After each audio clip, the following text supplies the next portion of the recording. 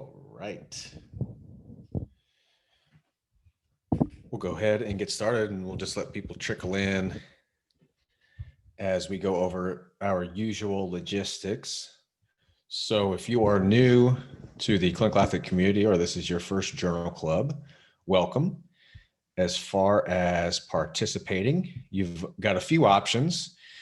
You can join the conversation like a radio show, unmute yourself and turn your camera on or not, just ask your question through voice.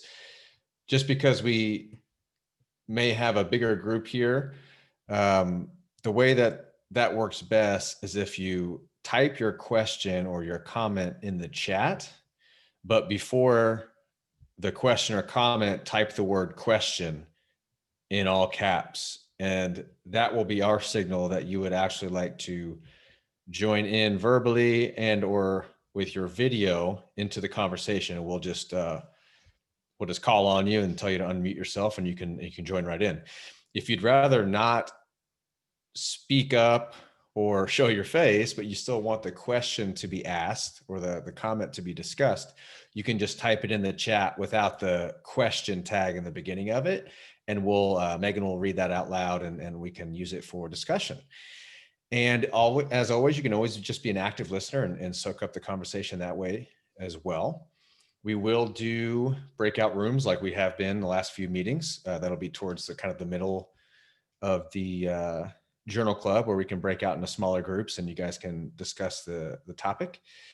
And these meetings are open to anyone that wants to join in. So if you have friends or colleagues that would geek out on this stuff, and tell them to join in on in the next meeting. We run these about once a week, so they're open for anybody, and we do record them, and we will send everybody who registers the recording in the next couple of days, and you'll have access to that for 7 days. So make sure you watch it when we send it, and then the recording will go in the Clinical Athlete Forum for safekeeping with all of the other great resources for athlete health and performance. And I'm copy and pasting a link to the Clinical Athlete Forum application there in the chat. You can open that up if you're interested. I'm also going to link the paper. So in the chat, a lot of you probably read the paper or have it in front of you, but if you didn't, I just put a link in the chat to the PDF. So if you click on that, you'll actually get the full PDF, and that PDF includes the supplemental material at the end of the paper as well. So click on that link, and now we should all be on the same page with what we're going to be talking about. And just a quick note on sound: if you were unmuted to join the conversation and then later on you're not speaking, just try to remember to mute yourself again, and that way no background noise comes into the discussion. Otherwise, feel free to use the chat as just kind of a side conversation. If you've ever been on like a Facebook or YouTube live event, the chat's just kind of going while the main discussion is being had. So feel free to use the chat for memes, for trolling Kevin, whatever, however you'd like to utilize that. With all of that said, welcome to the Clinical Athlete Journal Club number 29. My name is Quinn Hennick. I'm a proud clinical athlete provider, and I am joined by Kevin McNamara, who is a physical therapist in the Seattle area and a longtime Clinical Athlete Forum member, and the one who's responsible for bringing the Journal Club to life. And we're also so happy to see you back, Kevin. And we were worried about you. We didn't have you last week. We thought that you were on your deathbed, but you are back because you're young and resilient. Exactly. I'm young, I'm resilient, and you guys got to put up with me for a little while longer. I'm sorry. Oh, thank goodness. We were going to talk about sleep, but I didn't want to put people to sleep by myself. So I'm glad you're here, man. I'll do my best. We are also joined by our Clinical Athlete Journal Club intern, Megan Broussard, who is a student PT down in Texas at UT Southwestern. Say hi to the people, Megan. Hey, guys. Megan is going to help us curate the questions, and she does a great job as always. So in case you all are curious about these meetings and why we did them, if this is your first journal club, these meetings are modeled after Benjamin Franklin. And way back in the day, he started a club called the Junto Club, and it was a mutual improvement club. So we got a bunch of really smart people in one room and talked about important topics and issues of the day, kind of like what we're doing here. And they had an important policy for their meetings, and that was that those meetings were conducted in the sincere spirit of inquiry after truth without fondness of dispute or desire of victory. So we've taken on that motto here in the Clinical Athlete Journal Club. We're all on the same team. We're just trying to be less wrong, but we do encourage healthy discussion. So let's have some of that. And today's topic is sleep. And we've got a paper on sleep and the athlete. It's a narrative review and expert consensus statement. And it's new. It seems to be hot off the press. So we're going to talk about sleep, and hopefully this meeting does its job and you all have a great night's sleep tonight. And even, intra meeting, we've done our job. Well, we've got a couple polls just to get a feel for the room. I'm going to launch a question here. The one that we always do to start. We just like to know who you are. Are you a clinician? Are you a student clinician? Are you a coach? Student, coach, trainer? A lot of students in the house tonight. Sweet. I'll share that result with you.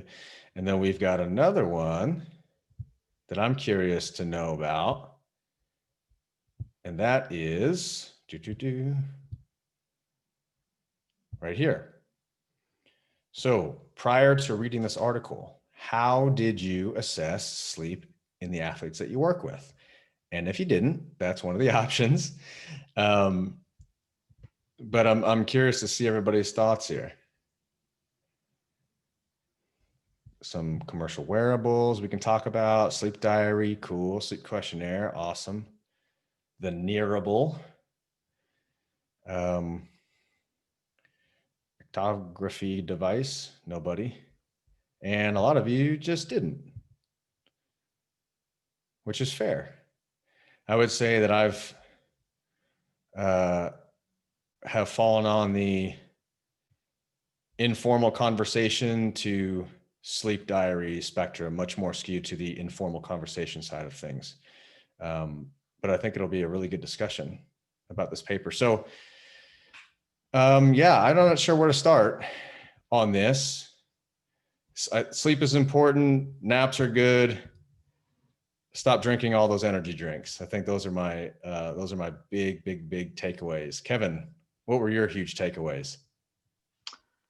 Yeah, so I struggle with topics like this sometimes because I often think that, especially if you're not kind of careful as a clinician, you can almost create this situation where you're kind of just sprinkling in these platitudes and telling people sleep is good, but if you don't really have anything to follow up that's kind of actionable for the person in terms of like altering it or providing some sort of framework for implementation, I think it gets tough. So the one thing that I liked about this article is I thought kind of having like the toolbox at the end kind of solves that problem for a lot of people, just providing like, yeah, we all know sleep is good, but if I'm just kind of telling you, hey, you should sleep more, well then, the person's like, well, yeah, but how should I kind of set up my day-to-day routine to kind of do that? So I think if you're not careful with kind of the framing around this as a clinician, it can come off as a little bit patronizing. But I think that providing some of the actionable stuff at the end of the article was helpful to me. I thought the one thing that was interesting was kind of the sleep banking idea. I didn't really realize that there was much sort of efficacy behind that, but I thought that was something that was interesting. So overall, I think it's a difficult place to be in as a clinician when you're trying to address some of this stuff. But as long as you have something like this that you can either provide as third-party source material as to why you should care about this, it also provides some additional follow-up into how you can maybe strategize ways to help the person improve their sleep quality. So I think it's useful in that sense.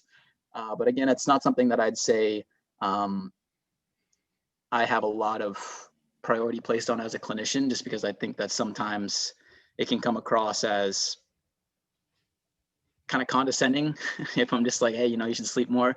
But I think that having some of these kind of things at the end of the article was helpful in that sense, and that it does provide sort of that intermediary step as to this is something that's important.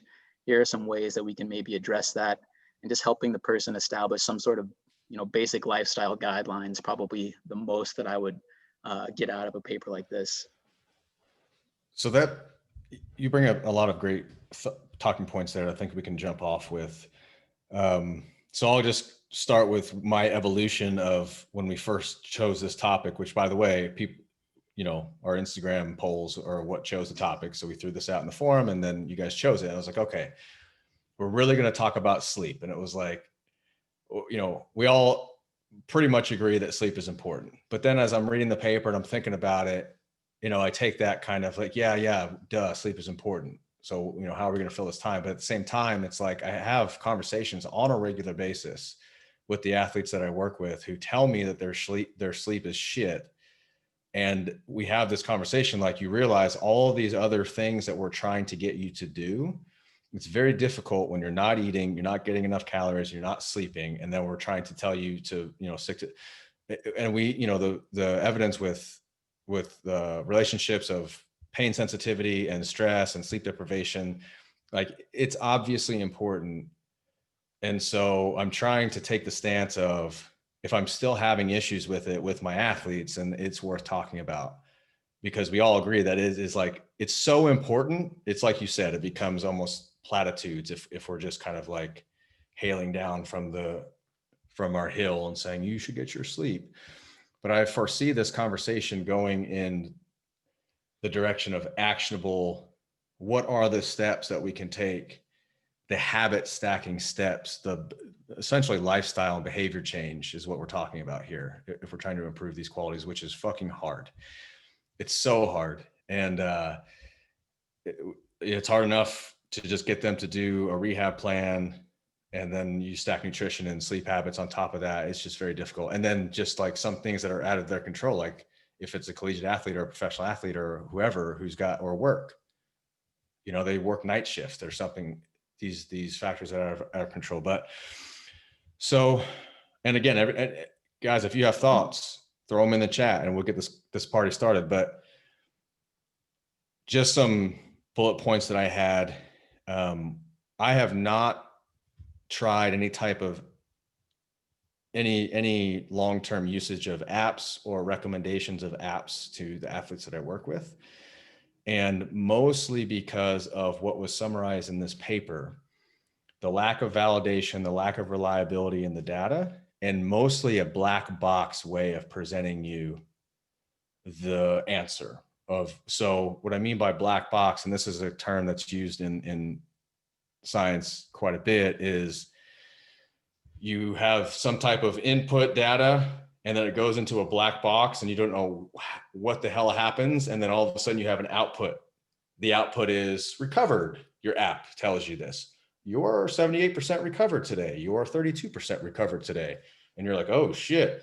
But how did you come to that number? And the authors in this paper even talk about that. Like it's hard for researchers to even get their hands on the raw data. Like, what are the algorithms that you're using? They're based on what?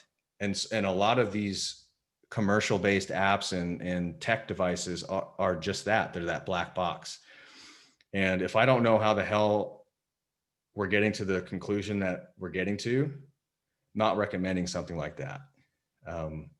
Yeah, I feel the same way. I think that's one of the things, right, with these proprietary algorithms, where, like, I think, to my knowledge, there's maybe one, I want to say the Aura Ring was maybe actually used in like the Journal of Sleep, to where they actually did kind of disclose how they're kind of coming up with some of their numbers. But the other thing that I think is interesting too, because I kind of geek out on like personality research, is base level like trait neuroticism is also associated with poor sleep quality. And if you're then having someone who is baseline neurotic that is using some sort of sleep tracker to tell them whether they're recovered or not, you're just kind of throwing gasoline on a fire there. And we know that personality is highly unmalleable. So in many ways, you can almost be doing more harm than good if you have someone that has poor sleep quality because they're neurotic at baseline, and then you're going to attempt to utilize some sort of proprietary algorithm to tell them whether or not they're recovered.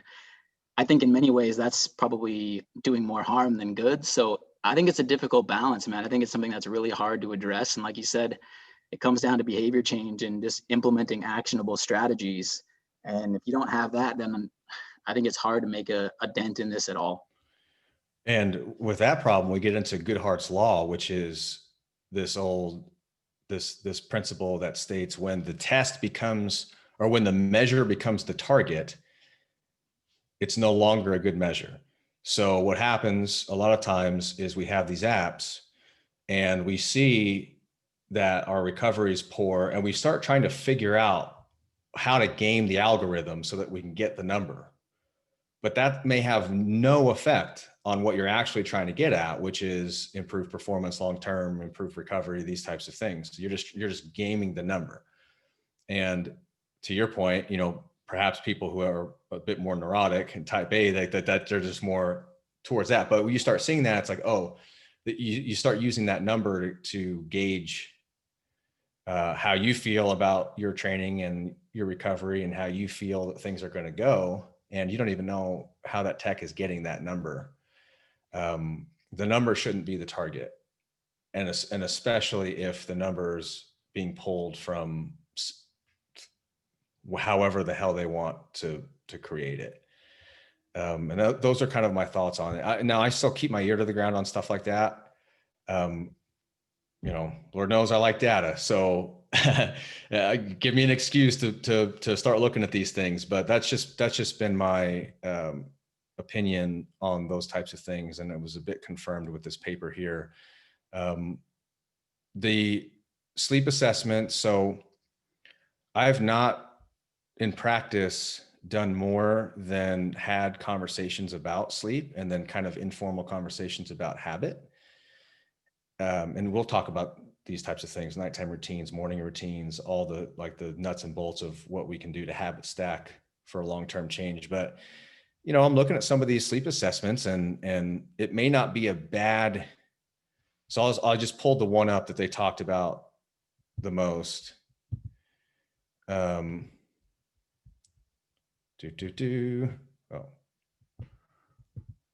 here we go. Okay, so this is the athlete sleep behavior questionnaire.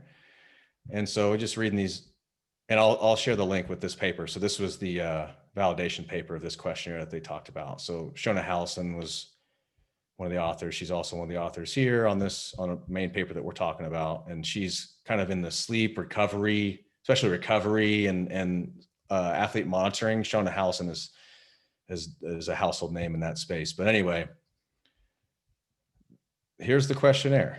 And you can read all about the scoring systems and stuff like that. But these questions, I take afternoon naps, I use stimulants, I exercise, I consume alcohol, I go to bed at different times each night, I go to bed feeling thirsty. So it runs through all these questions where the score is one thing. And obviously you can track longitudinal change that way. And they actually recommend, cutoffs of potential referral. But at least as we talk about with a lot of these questionnaires, they can get a conversation going. You can be like, you get the answers on this questionnaire, and then you actually have a conversation with the human in front of you and say, right, so, I noticed in number 2 here, you said you use stimulants when you compete, and you said, always. You start kind of talking about that maybe, or hell, I use sleeping pills to help me sleep. That's kind of a red flag. Somebody maybe with some type of chronic pain, they're using sleeping pills to sleep. So, I mean, there's some stuff here to spur conversations. So I just wanted to throw that out there. I'm not saying that I'm going to implement this in practice tomorrow, but it potentially something to think about. If maybe not in the beginning, but perhaps as a second line where you're not trying to throw everything at this athlete all in the very beginning, but you get to the point where you're working with them and it might be now time to start talking about those deeper details like sleep and nutrition and these longer term habits. Maybe this is something that you throw into the mix. Kevin, had you seen that questionnaire? I have not. So I'll be honest with you, I have not used any of some of the more empirical sleep-based questionnaires. I've done some with sleep apnea, something like the stop bang questionnaire. But in terms of stuff like this, I've not. And I think that kind of pokes at a deeper question is, when do you start to actually dig into some of this stuff? When it comes to time with, especially if you're in more kind of classic, clinic based, we know that the complex system is going to have all sorts of interactions. So I guess my question would be is when do you start to dig into or address someone's sleep habits? You know what I mean? Is where on sort of the hierarchy of interventions is is that kind of for you? I'll answer that real quick, and then we'll get to Derek and Jessica. And actually, and Derek says it's too long to type. I'll just say that's probably a better strategy going forward, Megan, too. I'll just tell people to like type literally the word question, and then we'll know we can just unmute them. But yeah, I think, Kevin, in practice, what I typically do is I usually always ask about their sleep. Like, I just want to hear what they're going to say. Like, how's your sleep quantity? I ask it really informally, and just kind of hear what they say, have a conversation about it. If there's some people just say straight up, my sleep is not good, or, blah, blah, blah. It's then, okay. And obviously this is me talking to the person, you probably get that can have a bearing on some of this stuff. So that's maybe a conversation, put that in the back pocket for now, but that's maybe a conversation that's important to have in the near future. Is that cool with you? 10 times out of 10 say, yeah. So it's something like, at least it's opened in the beginning, and so it allows us to enter that door later on if we need to. But a lot of times it doesn't go beyond that in the very beginning. And then if things seem to not be going as well, or they're kind of up and down still over the period of time where we would have liked to see some type of trend in the right direction, then we might revisit, all right, we got to start talking about some lifestyle habits here and dig into that a little bit more, nutrition, sleep. So that's kind of how I go about it. Derek, go ahead. Yeah. Yeah. So, I mean, it's kind of a question and a thought, but do you think with a lot of these topics and these papers, we get so stuck in the specifics, like it's just a trend, like a new trend that we get caught up in because we've seen it with like modalities, biomechanics, P&E, where it's this new idea or this thought where we get this overarching amount of evidence.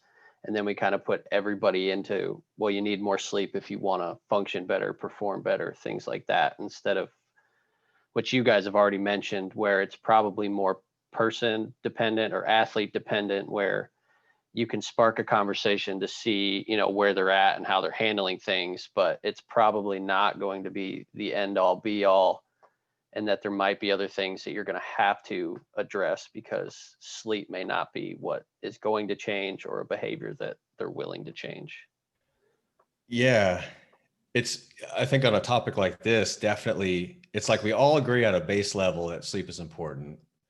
Like nobody's really disagreeing with that. But then you do see like the pendulum just swings and all of a sudden everybody's just talking about sleep. And then everybody stops talking about sleep. And then a year and a half later, a consensus statement comes out, and then like the sleep is all the rage again. It's like, oh, sleep's important again. And here we are talking about it. But I agree with you, especially the point that you made where it's like, what are we going to be able to change? What's going to give us the most bang for buck? Now, if they could guarantee at a snap of a finger, they were going to change their sleep habits tomorrow, that might be the thing that actually gives us the most bang for buck. But because that's probably not going to happen, and we're not there to, appraise their sleep situation, like we're not their sleep consultant, we're just seeing them for a very short period of time, usually compared to all the rest of the time that they have away from us. Like you said, like, what are we going to actually be able to make a dent in the time that we have together? And the biggest dent, I don't know if it can be sleep, unless you're going to be working with this person longer term. And then even then it's going to be like small changes over time. So I agree with you. But I also think it comes back to this idea of commercialization of sleep, essentially, which Cassie, to your question, and I'll unmute you because I know you typed a question, but you asked about the thoughts on the Whoop app, and you said you believe it's more recovery than specific to sleep. It still does have a specific sleep component, but the Whoop falls into the bucket for me of the black box. I've looked into it. I can't get an answer. I've even emailed them to ask for referrals, and I always just get sent to the website. There's like I can't get any information as to how they're getting the red, green, yellow, the recovery scores, these types of things. So something to be said on that is, even if the data were skewed, that's almost okay. I just want it to be reliable. So, I have athletes who use the Whoop, and they tell me, yeah, some days I feel great and it says the recovery is a bit off. And then some days I feel like garbage and it says like, you're raring to go, you should run through a brick wall. And it's like, I don't know if I should trust this piece of equipment over what they feel.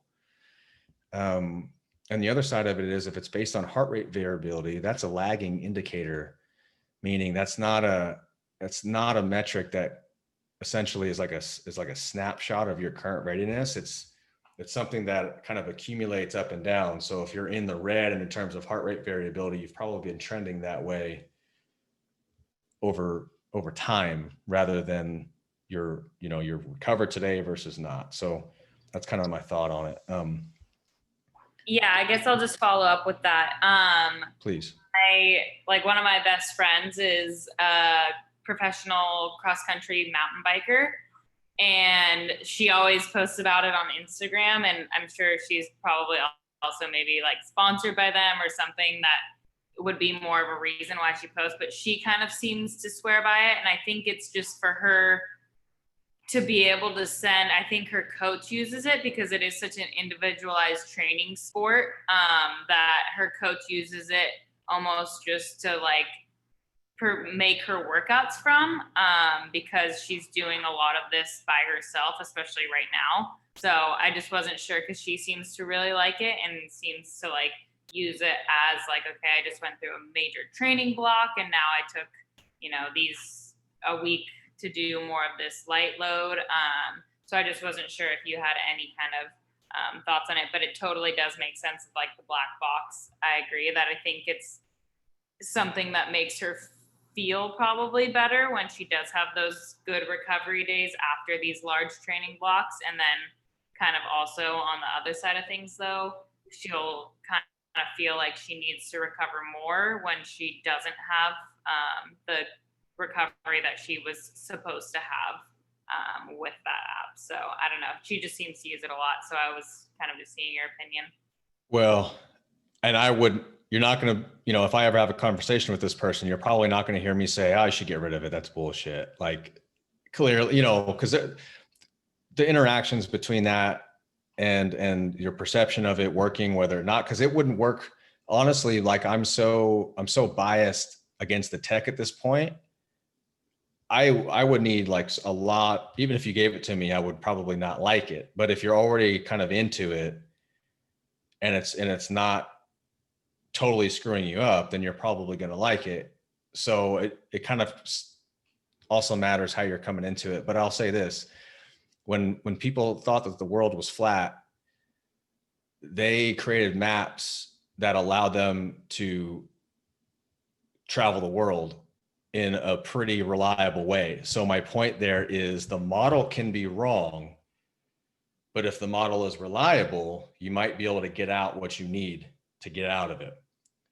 So if the Whoop data ultimately is wrong in the sense of like, if we found some gold standard for recovery or sleep compared to Whoop to it, but as long as it's wrong the same amount every time, the coach and the athlete will start to recognize those patterns, and essentially you'll just orient yourself to that model.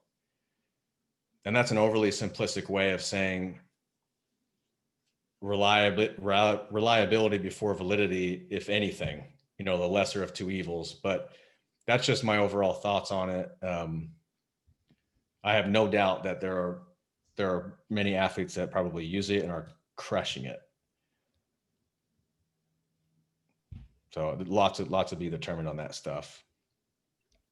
Going back to Jessica's question, she had said that if you're a trainer who works with athletes on a regular basis weekly, you could probably just ask these questions and add it to your notes.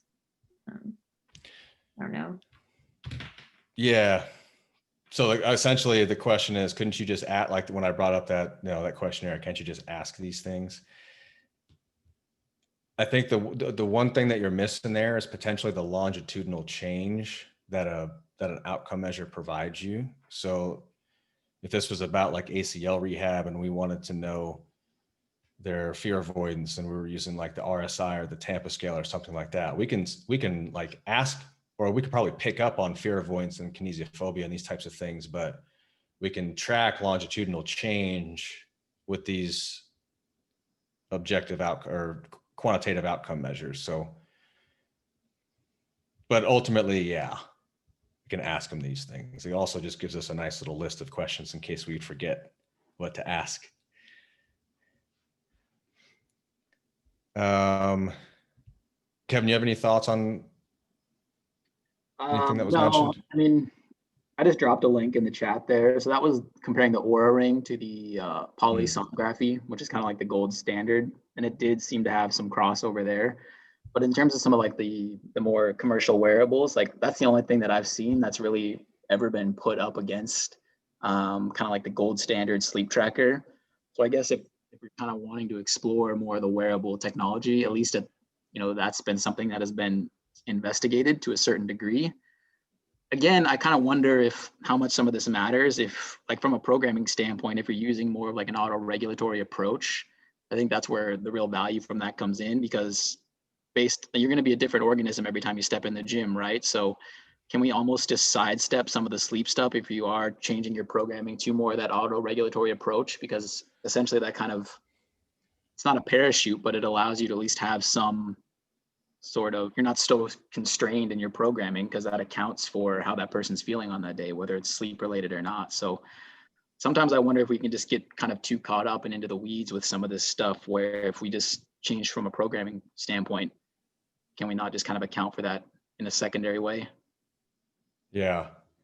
And with Cassidy's example, with that like super high level, very super specific athlete, individual athlete, her coach is probably writing her like they probably have a very close relationship and to the T, training and their daily schedule. It makes sense that something like this could be incorporated because you're so in tune with what's happening. But any level beyond that, where you don't have that much connection with the athlete or are not able to invest that amount of time, it's tougher. And that's even assuming that the data that you're getting is meaningful to you. So the Oura Ring has been around for a while too. So yeah, if that's something to explore for people. A couple of things that popped out at me was the caffeine thing. Not that it was surprising, but the paper that they referenced, or perhaps more than one paper, saying that the effects of caffeine can last up to 16 hours after ingestion. I mean, think about the half-life being like 6 hours, I think, but it can still kind of have those physiological arousal effects like way late. And in the same breath, they recommended coffee naps, which I got a kick out of, which I have tried the coffee nap. So in the paper, the coffee nap the caffeine nap is you ingest a little bit of caffeine and then you go and take a nap immediately. And by the time you wake up from your like 30-minute nap, the caffeine hits. So you like wake up ready to, run through a brick wall. But when are you usually taking naps? Like early afternoon, kind of, so would that not affect potentially sleep later on? I don't know, but I thought that was funny. Quinn, I'd like to pick up on where Kevin was with his, do you think autoregulation covers us? I mean, I think it depends upon the chronicity of the sleep deficit, wouldn't you think? I mean, if it's a day or two that's off, that's one thing. But if we've got a chronic sleep deficit, I'm not sure autoregulation, because we're just kind of regulating down to a low performance, not necessarily regulating to where we need to be. Well, when you guys say autoregulation, what do you mean exactly? I'm assuming he was talking about reps in reserve or some other type of session RPE or something where they're able to come in and say red light, green light, and then, and then utilizing that to self-regulate what kind of level that they're going at. Is that what you meant, Kevin? Yeah, in terms of like instead of having very constrained sort of percentage-based stuff, utilizing more of an RPE that will allow for some sort of day-to-day variability to where you're not necessarily missing the desired training effect for that day if you were using something that was much more constrained, like a percentage based.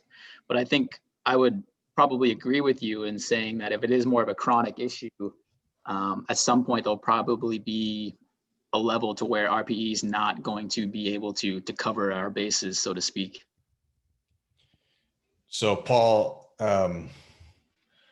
I guess maybe RPE could allow you to see if it's starting to become like a longer term trend, in which case, I don't know what the intervention is other than revisiting a conversation that you've probably had in the past, or maybe for the first time, and then starting to get on their ass a little bit about these lifestyle changes. But I'll just anecdotally, I use session RPE, and I have kind of this simplistic mental model with it, but I don't track session RPE and like session RPE load the way they do in the literature, looking at arbitrary units over time and these types of things. But what I do is I have the lifters that I program, or the athletes that I program for, give me the amount of time that the workout took them and their session RPE from 0 to 10 using the category ratio 10 scale, the 0 to 10 scale that most of us are familiar with. And what I look at is the relationship between their external output and the session RPE compared to previous weeks. So the way that I program is usually microcycles repeated until we see trends, plateau trends or things like that. And then we switch it up and pivot. But if I'm seeing session RPEs steady or even decreasing and performance output increasing, I'm like, oh, okay. Like, you're crushing it right now. We're adapting favorably. Let's ride this wave. Then what happens is that starts to tail off a little bit. So performance output starts to kind of plateau or even downtick from week to week. But then I see session RPE start to slowly uptick. So now you're perceiving these sessions as harder and your output is not better. So I deem that as, okay, we're kind of like squeezing all the juice out of this lemon. It may be time to at least have a conversation about switching things up, deload, pivot, these types of things. So I don't know if this is anything of what you're getting at, Paul, but for me, auto-regulation at least allows me to even see if there are some of these negative trends. Oh yeah. No, Okay. I mean, I was just trying to get clarity, because I just think that if we just think that we're just at auto-regulation and that covers us for any sleep debt and some of the other things, I think sleep does a hell of a lot more than just performance aspects. There's just, it's a critical component, and we can't just squeeze it too low and think that we're covering our bases because things look good on the workout side. Eventually that's going to lead to a crash, especially if you're not having regular contact with an athlete. You may not have that feedback cycle at a small enough cycle to where they're already down in the dumps before you're able to make an adjustment, Yeah. So for you, do you have, are you talking about sleep with, the person in front of you as soon as you can? Yeah. I mean, it's one of my intake questionnaires type stuff, right? I'm looking at sleep because I suck at sleep. So I know its effects, right? And so I'm going to make sure that I try to broach that subject with every client that comes through, whether it be a patient or just a actually athlete client.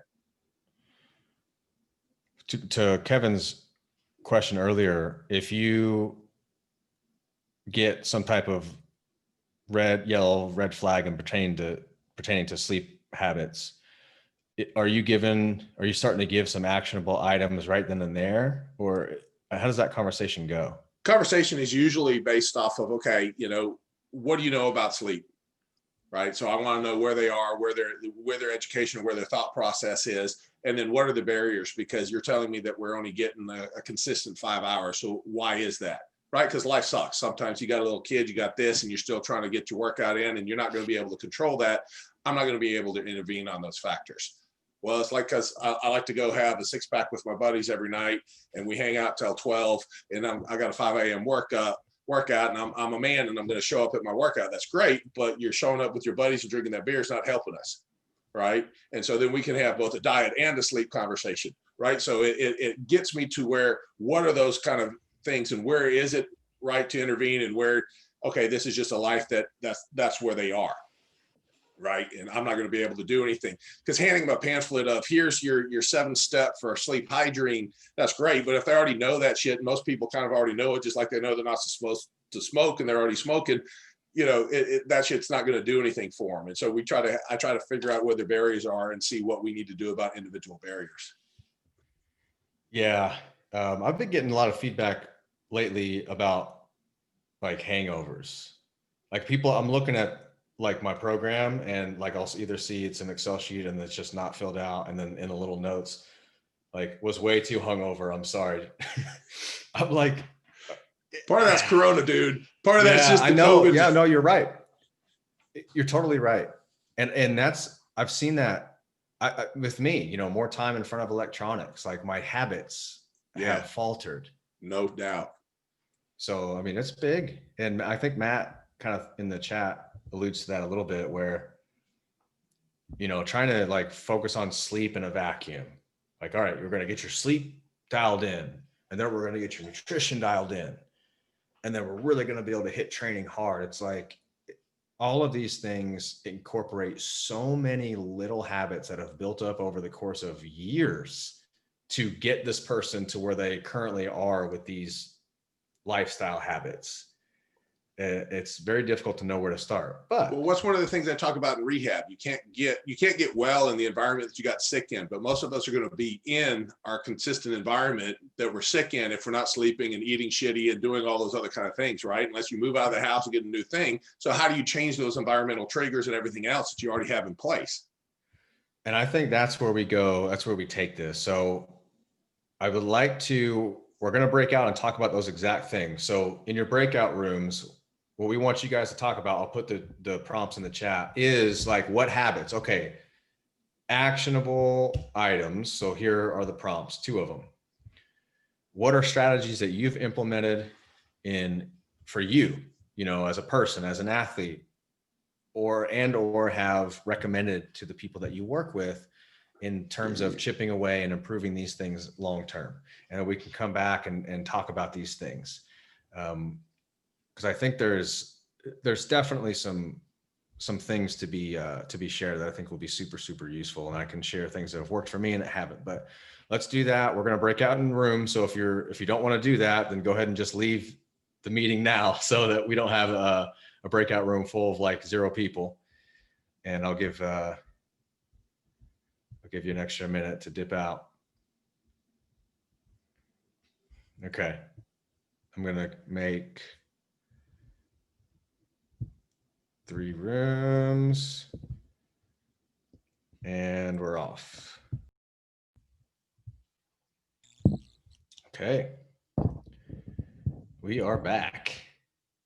Hopefully we have solved all of your sleep problems. So if we go into actionable things here, I'll give, gosh, there's so many things that could be talked about in terms of these little habits that can be stacked. And I keep saying this term of habit stacking. This is just a term that I've gotten from reading books like Atomic Habits and The Power of Habit and these types of things, where if you try to change so many things at once, you end up not changing anything. So if you can just pick the next easiest habit, and that's why, you know, like making your bed in the morning, that's why they talk about the importance of that. It has nothing to do with making your bed. And from a logical standpoint, it makes no sense because the bed's just going to get messed up. But it's the fact that you're doing something to set the day in motion. And that's one thing. It's like brushing your teeth or anything that you have done for years. You don't even think about it, but you used to not do that at some point. And then you made it a habit and now it's just a mainstay. And that's how these things work. So for me, I'll give a few things and I'd love to get your all's thoughts of your ideas in the chat. We can get you to come back on and talk to Kevin and Megan because they were in different groups. But for me, it's an evening and a morning routine. It's both. The morning routine sets the stage for the day and sets the stage for the nighttime routine and vice versa. They both work together. But in the evening for me, it's putting my phone away 2 hours before I tend to go to bed, and bedtime for me is like 10.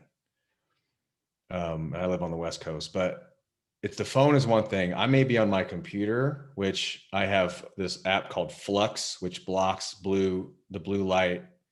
So that helps, but I may be on my computer, like reading or learning, but for me, that's much less stimulatory than being on my phone, just mindlessly scrolling social media or doing something completely non-productive. So I try to put my phone away. And what I've learned is that I have finite willpower and my willpower is usually depleted in the evening. So during the times that I should be putting my phone away, it is most difficult to put my phone away. So I stopped fighting my willpower, and I got this thing. It's called the brand is Kitchen Safe, but this thing is fucking amazing. So it's a lockbox, and you set the time. So I'll just set the time for like 2 minutes, but you click this button, and I put my phone inside of this thing, and it latches. I don't know if you heard that, but like if I have to take a sledgehammer to this thing to get it open. There is no, you have these things. Oh, I'll just put my phone in the other room. I'll put my alarm clock in the other room. No, you get up, you hit the snooze, and you go back to bed. I can't get my phone out of this thing unless I take a sledgehammer to it. And it was $50. So I don't want to do that. So like, that's something that's helped me, is the principle of putting electronics away, getting the stimulation out of my face, and actually getting some type of contraption where I didn't have to fight myself. So that was really helpful. The other thing in my evening routine, that's probably the big rock, is planning the next day, the evening of. Not waking up in the morning and saying, okay, half asleep, like already, anxious about all the things that I have to do. Okay, what should I do today? No, I do that the night before. And that way, when I wake up, everything is already planned. I have a mission, I have the plan. There's no reason to deviate. And it helps me sleep because I feel more organized and ready for the next day. And I'm not sitting there laying in bed, thinking about planning. I should have done that prior. So those are two big ones for me. And a big thing in the morning routine is the first thing I do is not check my email, not check my phone. It's not let the world get to me for about the first hour. So this thing is still in the thing, but it's also not checking the firestorm that I'm sure is awaiting me. Waking up, getting breakfast, usually drinking coffee, but there's a buffer. So there's a buffer in the evening, there's a buffer in the morning. And now there's been enough time where I feel kind of fresh and almost like excited to get back to the world, as opposed to like keeping the world constantly on me and feeling like I can't get it away. So yeah, I wish I had if I had a coupon code, it would be in the chat right now. But I'll stop there. There's a whole lot of other stuff I could talk about, but I'll throw it to Kevin and see what his group talked about. And then feel free to give other thoughts in the chat. Yeah, Journal Club 29 brought to you by Kitchen Lockbox. Yeah, I love it. Yeah, so we had a lot of the same sort of things that we talked about. I set my day up very similar. I kind of joked that like I'd be the easiest payday for a hitman ever, because my days by the hours are pretty much the same. Like I'll be here at this time. But I do something similar. So I try to block like 2 hours in the morning and then kind of 2 hours at night. Morning for me is kind of training time and things like that, just because I know that I'll always have that time available. And then at nighttime, I journal for sure. That's something that I have to do. And then I'm not quite as high tech as you, but I use little note cards to write out my 7 goals for like the next day. Like these are things that I have to get done.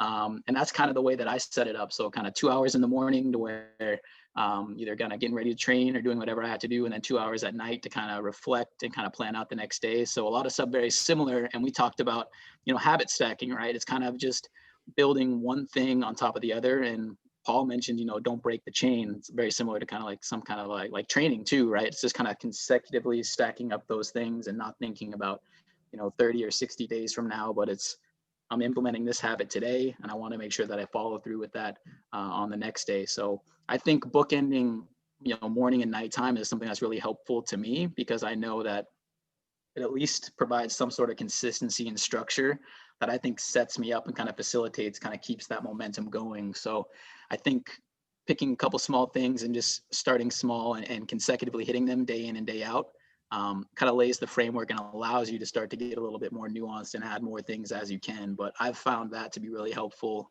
much like you, starting with a 2 hour block in the morning, 2 hour block at night, and just having some sort of consistency. I'm not high tech, man. I got a notebook too. Like this is my life. It says get shit done, but this is my planner. It's in 15-minute increments. But that's awesome. Before I throw it to Megan and anybody else in the chat, there's one thing that I don't want to forget, but this is a tip that I've read in many, many different books, and also just has worked for me as well, but so I said I go to bed at 10 on average, but if I'm not tired, I don't lay in bed trying to go to sleep, because that tends to work against me. The longer I sit there in bed, the more anxious I am about not falling asleep. The more anxious I get, the less apt I am to fall asleep. So what helps me is just doing things until I actually get tired. Now, those things need to be not things that keep me stimulated. So again, the phone is away, but things are like like organizing my desk, or organizing laundry, like brainless tasks, but that just kind of start detaching me from the day a little bit. But I'm up and going, and I slowly start getting sleepy, and I go to bed when I'm actually sleepy. My body's gotten to a habit of getting sleepy around 10 o'clock. So that's good, but sometimes it doesn't work like that. And every time I try to force it, that's when I end up just laying in bed until 2 a.m. So what works a lot better for me is not forcing it, getting up and just doing these mindless tasks that end up being productive anyway. And that's helped as well. So I wanted to say that. Paul, fishing is definitely a stress relief for me. Sometimes not though. Like if I don't catch anything, I get pissed. So like, if anything, I'm up on Amazon looking at the next $15 lure that I'm going to end up losing on a rock. So that's stressful. It could work both ways, but I'm going to throw it to Megan and other people too. So Megan, what did you guys talk about in your group? And then anybody else who wants to chime in?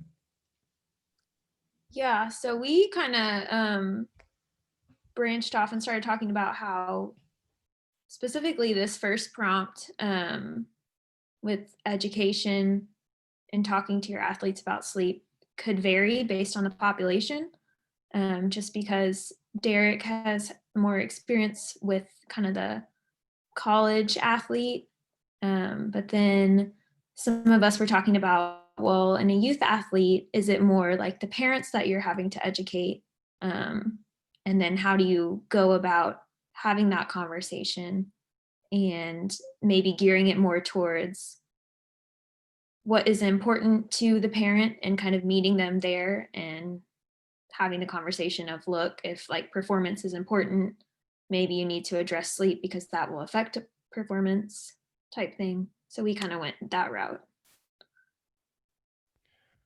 Paul, I'm curious, from the questions, or Paul or Kevin or anybody that works with a ton of youth athletes or has in the past, because I haven't worked with all that many youth athletes in which I'm talking to their parents about the athlete's sleep, even though it's important. I'm just thinking about it. I don't have experience with that. Do you guys? Depends upon what we're calling youth. I mean, if we're Right. talking teenagers, I want them to have that locus of control. So I'm talking to them.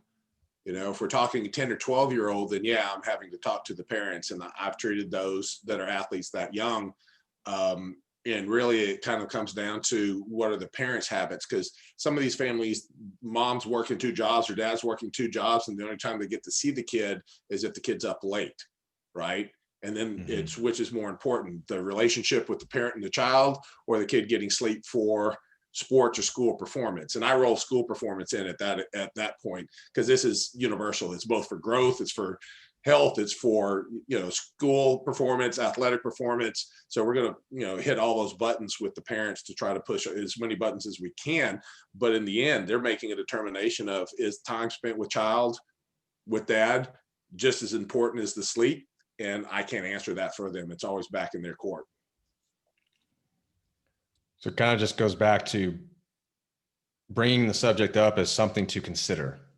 And then ultimately it's right. I mean, we can only choice. ask, are you willing to make this change? Are you capable of making this change? Are you doing that? But these are big asks for some people in their situation. Context matters always in life, right? And so for some of these people at that point, they're not going to be able to make those adjustments, even if it's possibly the best thing. And I go into behavior with some of those younger kids, right? Because if they're sleep deprived, especially even younger than that, I don't treat anybody younger than that, but anybody younger than that, behavior starts to break down.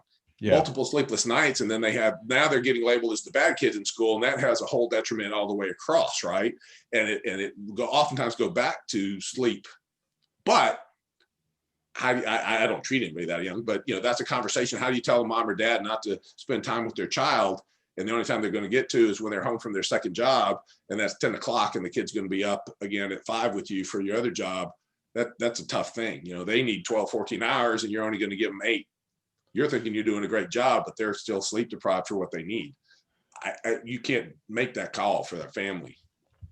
So when the question or when the topic was first posed, I was kind of picturing the 8 to 13-year-old, and that's the behavior thing is where I've had the experiences. Sleep has come up as a subtopic of behavior problems in school. So it'll be like conversations that I'm having with the parent, and they'll just tell them, kind of telling me that they're having issues with behavior, and then he or she doesn't sleep and, is getting in trouble in school. And so it's lots of stuff, happening. And we end up just talking about figuring out what the kid likes and looks forward to. And if we can provide any of that, like if I can help provide any of that at minimum, make whatever they're coming to see me for kind of a fun experience. And if that's all I can contribute, and that's like a little stress relief in their life, a little respite,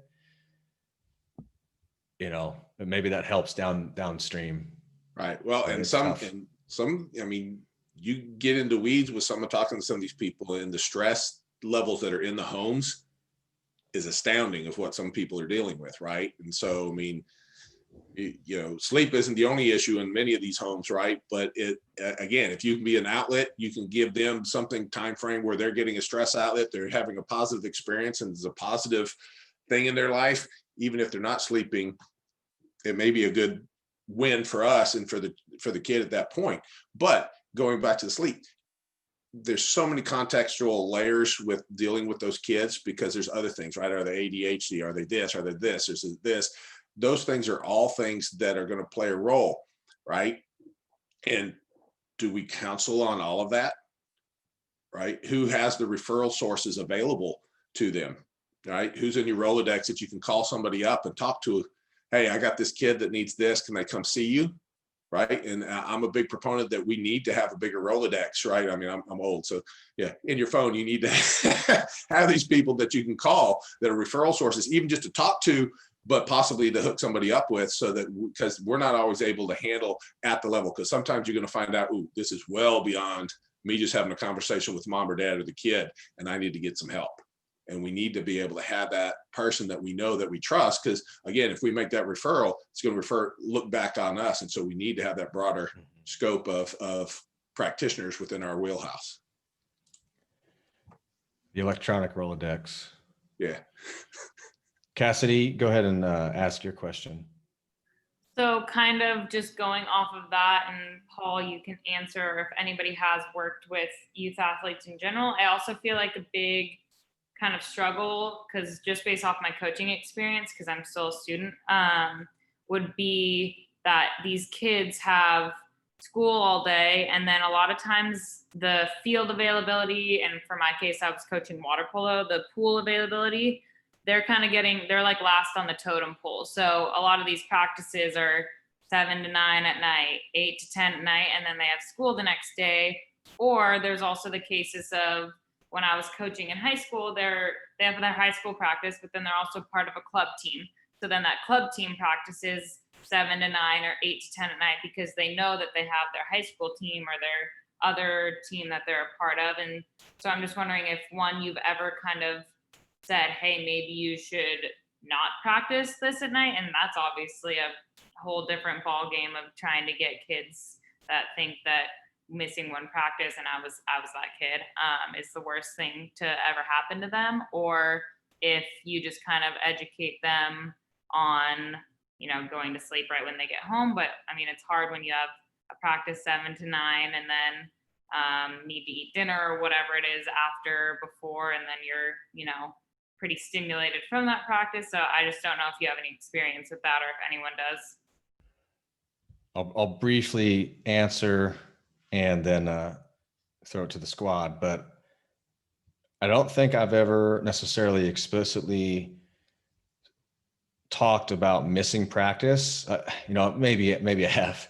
You know, yeah, skip one or two and get an extra night's sleep. Probably not the worst thing in the world, but I usually, in my mind, the schedule is the schedule, as unfortunate as it is. If they want to play the sport, they're going to have to go to practice, even if it's just like showing face, so the coach knows they're invested in these types of things. But I think where I typically go is just making sure that the rest of that situation is as dialed in as possible. Like, one issue I see a lot is that the kids are underfed, they're under eating.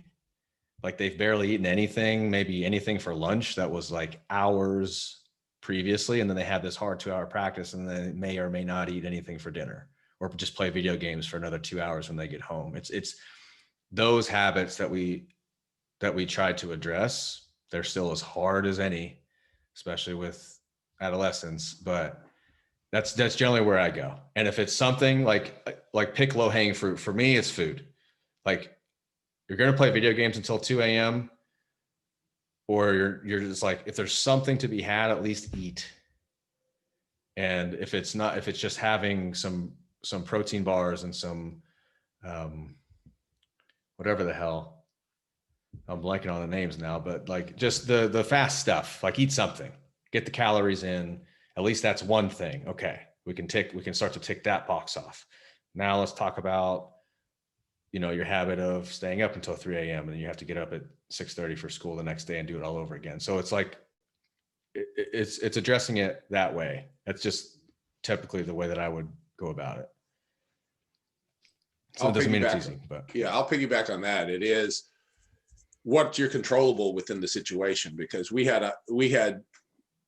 I'm in Texas, so hockey is just fairly new in the area. And for a while we didn't have enough rinks. And so teams were practicing at 1 a.m. So kids would have to go home, get a couple-hour nap, wake up, do their homework, go practice in the middle of the night, go home, get a little nap, and then go to school. That's crazy. It's fucked up. I mean, that's not good for kids. And yet that's what the ice rink availability was. And that's what they were doing. Right. And so with that, you're not able to change that. You can't get, they're not going to quit. They're not going to do that. So what are your controllables? And so it's always looking for that, the low hanging fruit, whatever that be, but what can you actually possibly control? Sometimes it is, okay, well, maybe if the coach knows that they're the club coach knows that this, and I'll tell you, in our area, the club is higher ranking than the high school for most of these players, because when they go play on their club team, they're playing against other people that are potential D1s. And when they're scouting, that's where the scouts are going. They're not coming to watch them play at high school, because there only maybe 1 or 2 kids on the ice that are D1 level. And when I go to a club tournament, there's going to be 30 or 40 kids that are D1 level. So where do you want to go if you're recruiting, right? So oftentimes it may be the high school coach that needs to be the one that you have the chat with about, hey, they're doing X, Y, and Z, and we need to control their total training load. So the sprints aren't going to be good for them right now, or this isn't going to be that, or can we do something else that's a little bit different? They're still going to be a great athlete because they're getting the other rink time. They're getting everything else. They're still going to play well for you. But if you're burning them out here and they're burning them out there, we're not going to have that win, right? And so you're going to have an athlete that's not performing, and that's not going to be good for you. And their job's on the line. Usually the other coaches got another job, but and so there's a different way to play that sometimes. And so, but looking for those angles, because it's hard. There's no way to control all those factors. I think control the controllables, or at least pick one and go after it is at least a good start, Cassidy. Well, I think that's a good topic right there too, because at some point you need to kind of figure out, okay, where's your priorities at? Like, how committed to this process are you, right? I think a lot of times people like to think that they can kind of have this all and not have to make any changes. So at some point, I think you need to have kind of the hard conversations with the people to be like, okay, how important is this to you? Like, how committed to this are you? And where are your priorities currently at, right? So if you're talking with someone that's younger, they want to go play in college or something like that, it's like, okay, well, if this is important to you, there are going to have to be some concessions made, and you have to be willing to make sacrifices somewhere else in your life, right? I think sometimes people are falsely kind of led to believe that, they can kind of do all these certain things, but at some point, like you mentioned, Paul, like there's things that are not going to be in your control. So where can we kind of shave off some of the fat, so to speak, because it comes down to the person. They're going to have to make a decision at some point as, what's their top priority. And if they can come to a firm answer on that, then you can start to implement some of these things. But if you're just running around where this person's trying to, engage in all of these things and they haven't really kind of delineated what's more important than something else, I don't think you get anywhere doing that. So you have to make, hard choices and decisions at some point. Piggybacking off of that, kind of teaching mindfulness on top of prioritizing, teaching them to be aware of, maybe you slept 4 hours last night and you performed pretty badly in practice or in your event the next day, or, there are so many different factors that go into performance. And we talked about how some people do function on a little bit less sleep than that 7 to 8 hour window. So just being mindful of what factors are going into your performance, and, if one of them's deficient, how that's really affecting that outcome. So, I mean, yes, they're going to have to prioritize things, but being mindful of what those factors are to begin with, I think is a great way to get them to start considering those more. Yeah, I think that's a good point. You and Kevin kind of getting at this whole, like, ultimately, and Paul too, everybody really, ultimately it's going to be their choice. And I think helping them, nudging them to kind of see how these things can play a part, getting them to acknowledge their own limitations or things that they can improve upon, and then ultimately almost getting them to verbalize whether they are willing to make the changes or willing to have the conversation. Creating awareness and then willingness. And that could be something that's revisited over and over, but I think that will probably create, if there's going to be change that's going to be made, that's probably going to create it versus just lecturing them. Like, this is what you need to do. You need to do this is important. You're not doing it. Those types of things. So I think that's really important. Okay, Sean, good night, he says. Good Journal Club. Yeah. So a lot of you guys on the East Coast are probably like, God damn it. And like, just to give context, we're all here, clinicians, coaches, students, we're talking about this stuff. And I guarantee you that we could all improve upon things in our life. So just imagine how hard it is for people who don't have the background, don't have the education, aren't thinking about it in the way that we are, how hard it is then for them to conceptualize the importance of these things sometimes. And so, Kevin, parting thoughts on your end? I think, like you mentioned, kind of having some sort of toolbox to address these things.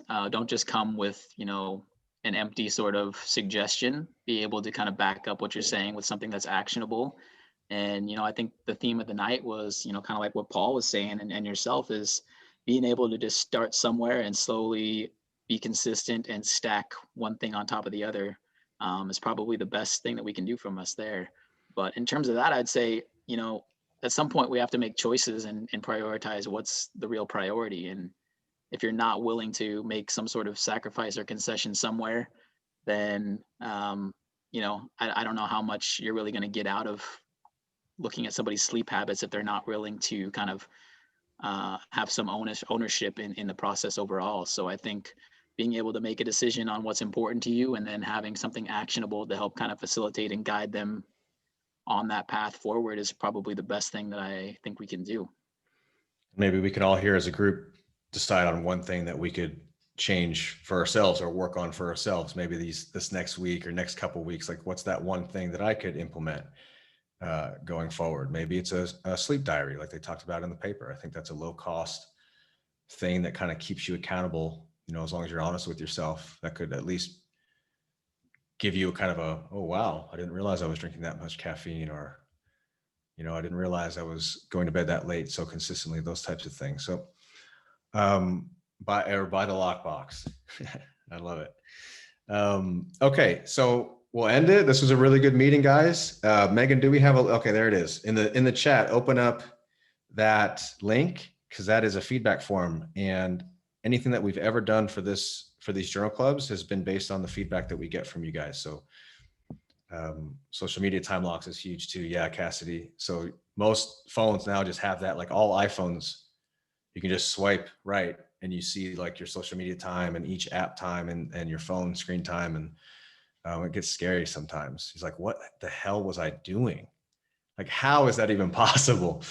So these are all things that we can improve upon. But this one was fun. We will need topics for the next one. So if you're in the forum, drop some topics in the planning thread, and then we'll do the public vote like we always do. And until then, we will sleep well tonight, and we'll see you next time. Thanks all. Later. Thank you.